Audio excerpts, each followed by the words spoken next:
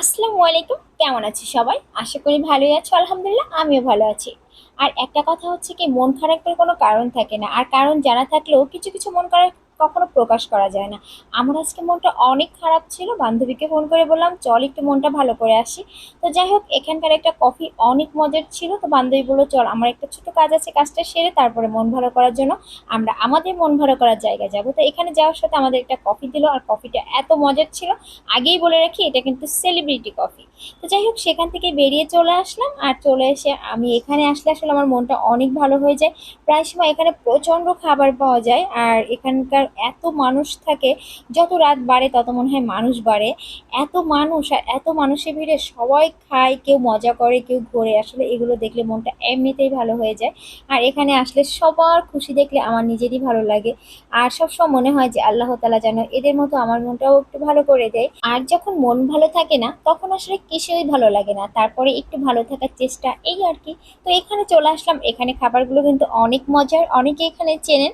তো যাই হোক, এখানকার একদিন পুরো ভিডিওটা করব আমি, এখানে কি পাওয়া যায় না পাওয়া যায়। আজকে আমি যেটা খাবো সেটাই শুধু আপনার সাথে শেয়ার করব। একটু খাবো, একটু এখানে বসবো, একটু মজা করব, এই আর কি।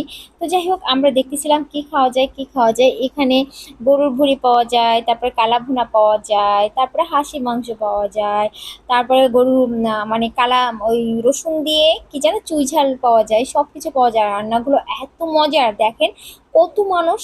এত মানুষের ভিতরে কি একটা মানুষের মন খারাপ কাজ করে বলেন তো? তখন তো সবাইকে দেখলে মনটা এমনিতেই ভালো হয়ে যায়। আর যখন দেখি সবাই খাচ্ছে মজা করতেছে, আসলে তখন নিজের মনটাও ভালো হয়ে যায়।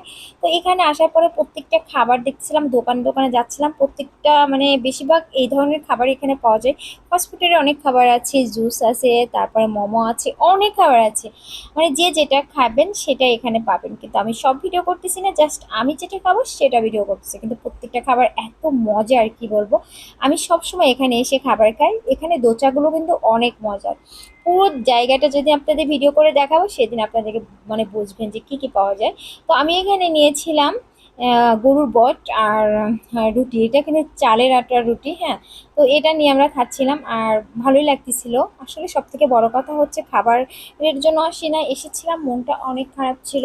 আর মনে হচ্ছিল কোথাও একটু বেরোবো, কোথাও একটু বেরোবো, কেমন যেন লাগতেছিল। আর আমার যখন মন খারাপ থাকে তখন একটু বাইরে বেরোলেই ভালো লাগে। আমার মতো এরকম কে আছেন আমি জানি না। কেউ হয়তো ঘরে বসে থাকতে ভালো লাগে, কেউ হয়তো অন্য কোনো কাজ করতে ভালো লাগে, কিন্তু আমার ঘরে বাইরে বেরোলে মন খারাপের হাজারো কারণ থাকলেও আসলে প্রকাশ করাটা সেভাবেই হয় না। যার যার মন খারাপ যার যার মতো করে আসলে ঠিক করতে হয়। তা আমার এরকম বাইরে বেরোলে একটু ভালো লাগে, কার ভালো লাগে আমি জানি না। তো আমি তখন এখানে বেরিয়ে পড়ি, আর এখানে আসলে সবারই মন ভালো হয়ে যায়।